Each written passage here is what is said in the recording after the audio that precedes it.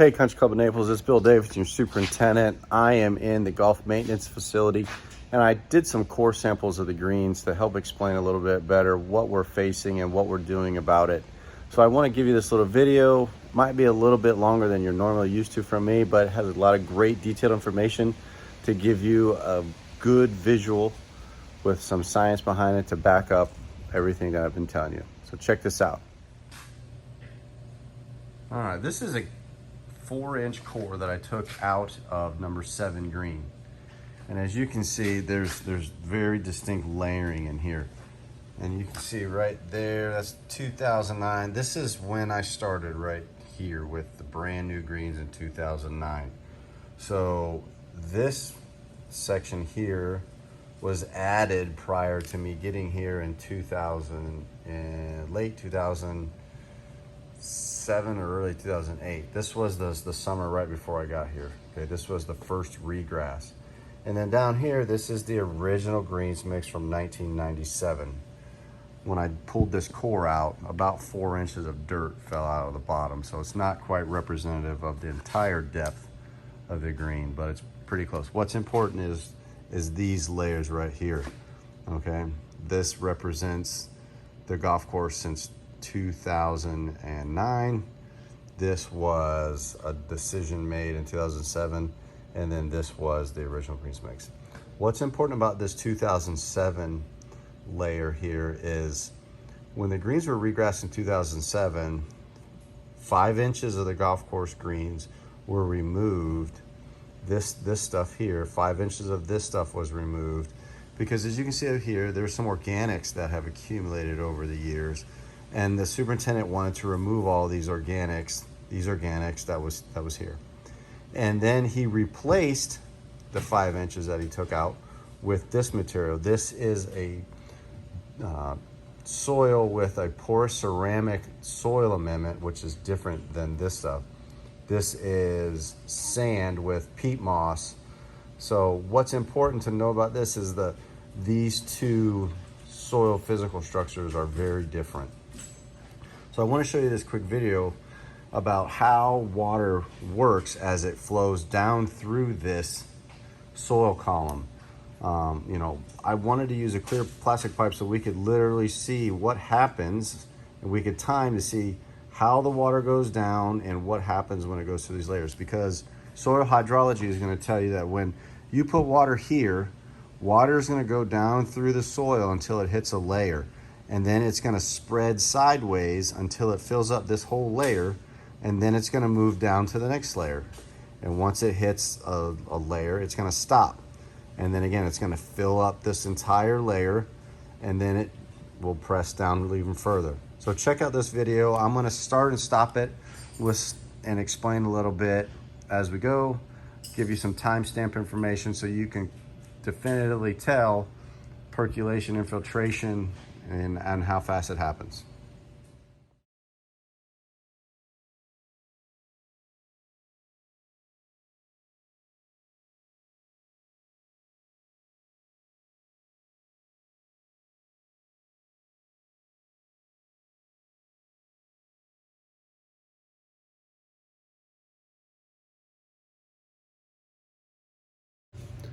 Okay, so when I put the water on top of the column here, it created a hydraulic pressure which drove the water down into the column. I have the time span on the video sped up so you don't actually spend the 40 seconds looking at it, but it took 40 to 41 seconds for that water to penetrate the last 14 years of buildup of the greens, which represents this section right here.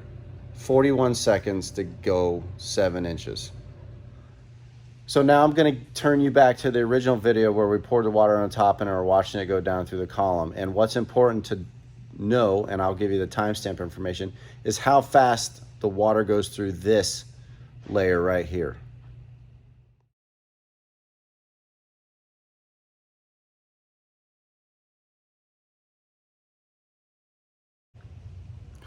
So what I'm gonna do is cut out a lot of this time. I'll tell you right now that it's gonna take another 14 minutes for that water to make it from the 2009 redo through that 5 inches of that 2007 regrass.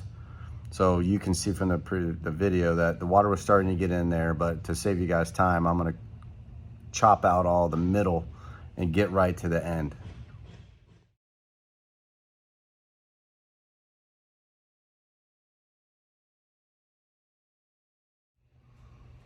So one of the things I want you to pay attention to now is look at how much water is still at the top of this column.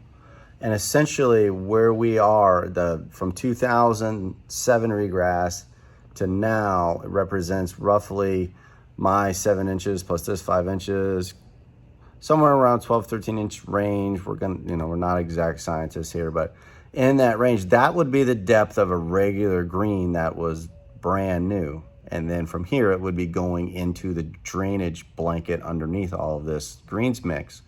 But pay attention to how much water is still on top of the soil column, and it still has to go through the 1997 mix to go out the bottom. So I can tell you that from this point, it took another 35 to 40 minutes for that water to press down through the 1997 greens mix and make it all the way down out of the bottom without the extra 5 to 6 inches of sand that was here that fell out. So it's just taking a tremendous amount of time to make the water go all the way down through this cycle. Now, I did another experiment with a soil column from number 7 right next to this that I took out, comparatively against a soil column that I took out of a green at Royal Poinciana that is relatively older, but not quite as old as ours. So check out this video. Okay, these are the two pipes that we're talking about, the soil columns. They were full 1.5 inch pipes. We pounded them all the way down into the gravel drainage layer on our greens and a green over at Royal Poinciana. And one of the things you can notice right away is this one from Royal Poinciana here. It's got a little bit of variation to it, but that's mostly moisture content changing the color, but it's relatively uniform. There's no different soil amendments or anything. The soil particles and everything, that's all the same. Here is ours right next to where we took out that big 4-incher, we pounded this one in, and here is that 1997 soil profile. And this is what happens when we filled this 1.5 inch worth of empty space at the top to represent an 1.5 inch rain. How fast will the greens drain under a normal rainy circumstance, and what the performance of it is? So check this out.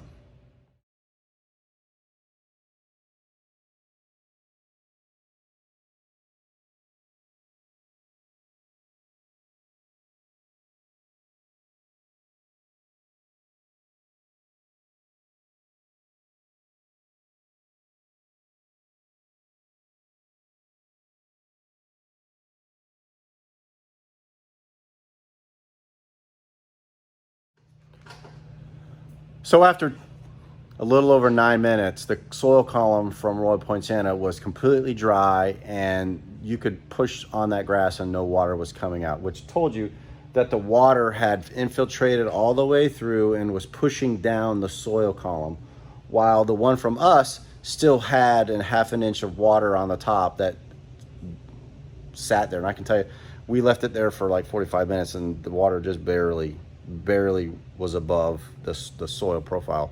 So no infiltration. And you say, well, what big deal? Their greens infiltrate faster.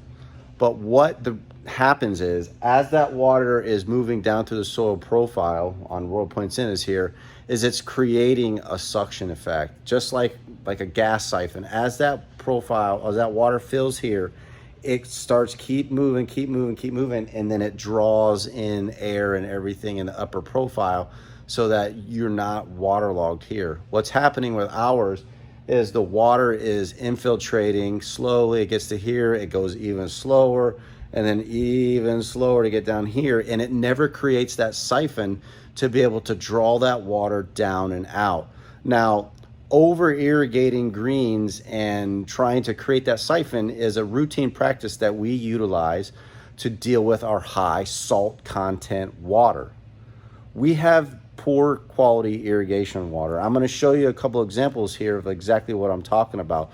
But that's the reason why our soils are staying waterlogged, because our infiltration rates are so low that the water is not able to move down through the soil and create that siphon, that suction effect like this one, and be dry. And I'm going to show you two measurements here. Every day we take a scientific calibrated soil moisture meter and we go jam it in the ground. I'm walking through my office here.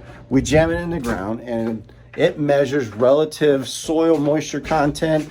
It measures this thing. It's called the pogometer. You can see it right there. It measures temperature, salt index, percent soil moisture.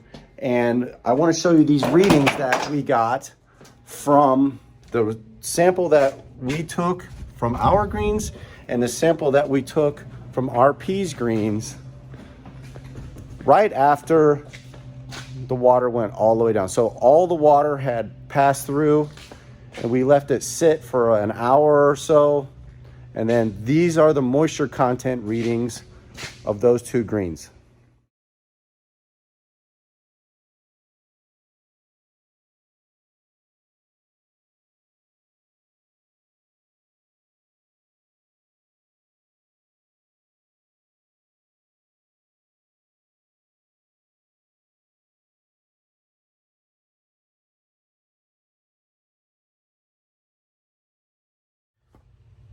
Did you guys catch those numbers? 36% soil moisture for us, 16% I think, or somewhere close to that for Royal Poinciana. After each column was allowed to drain for the same amount of time, and then we stuck the meter in there to identify what it is. But in conjunction with relative percent soil moisture is the salt index number, was the second number of each one that I circled. So I'm going to play those same ones again. I want you guys to pay attention to the salt index the second time around and look at the difference.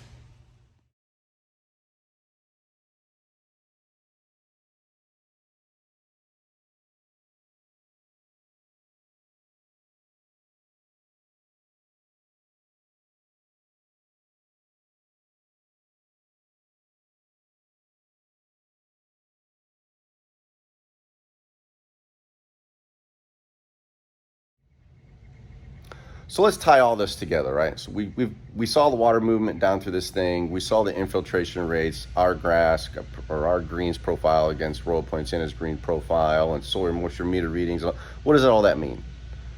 Here's what it means. We can't get this water to move down through the soil profile fast enough to create a suction to get rid of this excess moisture in the upper profile. Now let's correlate that to the moisture meter readings that we have. We know that this upper section is staying waterlogged. Now think back to that salt index that's with it. That salt index is measuring sodium and all sorts of nasty stuff that's up in this section here that is killing the grass. So because we can't get that stuff to routinely flush, we have all this waterlogged soil up here. Waterlogged means anaerobic, no oxygen, no roots. You can't breathe underwater, neither can grass. And the water that it's trying to breathe through is salt water, or saltier water. So it's a large compounding effect. And the reason why we're having problems now is because every year I add a little bit of sand to the greens constantly, and it's building up over time. Remember, this represents the last 14 years. And I used to be able to take traditional deep tine aerification and get all the way down here, but this year we were only able to get to this point. Just weren't able to punch effectively down all the way through. Like you can see right here, that's an old aerification punch from a deep tine aerification years ago. That's what we're missing right there. Everybody see that? That's an old aerification hole that we can no longer get that drainage channel all the way down to there. So what do? Well, we have to get radical with next season's aerification, and this is what we're gonna do.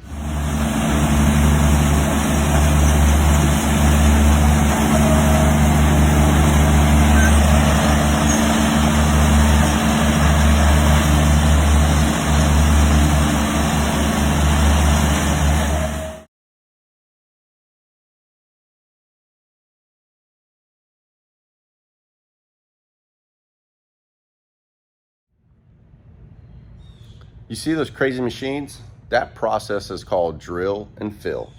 So I just found this company out of Georgia that has 18-inch long drill bits. And they're gonna drill on 5-inch centers all the way down through all this junk and get all the way down here to this 1997 layer and create a solid column of clean white sand. Did you guys see that white channel there at the end and out cup cutter hole? That's what we need to do to be able to open up nice drainage channels, like vents in a mine shaft. Water is going to get in those vents and just plunge right down to the bottom and then be able to get out. If we can get this done and we can create all of these nice drain vents, they're 3/4 inch drills. I mean, they get all the way down there. We should effectively open up enough drainage channels to let these greens breathe, drain, and then the subsequent effect of that was we'll be able to grow grass on the top. So after all this process is done, I do not anticipate the consultants that I have brought in, all of the other turf managers that I've talked to have had great success with this and alleviating the problems that we're going through because of all this heavy layering. So again, I apologize for the long video, but it's really important that you guys understand the scientific stuff behind it, so to know what's going on. My team is trying to do absolutely anything and everything that we can to try and get us through this season as well as we can. There's not going to be a lot of hope to recover the greens this year because we need heat and we need sunshine to be able to get the greens to grow back in. But rest assured, it bothers me just as much as it bothers you. It happened on my watch. I take full responsibility for it. But there's nothing that I can do about it now until we can drill these greens and we can get some drainage going. Then we'll grow the greens back in, and the next season we'll have another fantastic season going into hopefully renovating the golf course in the summer of 2023. Hope everybody's doing well, staying safe. Take care, everybody.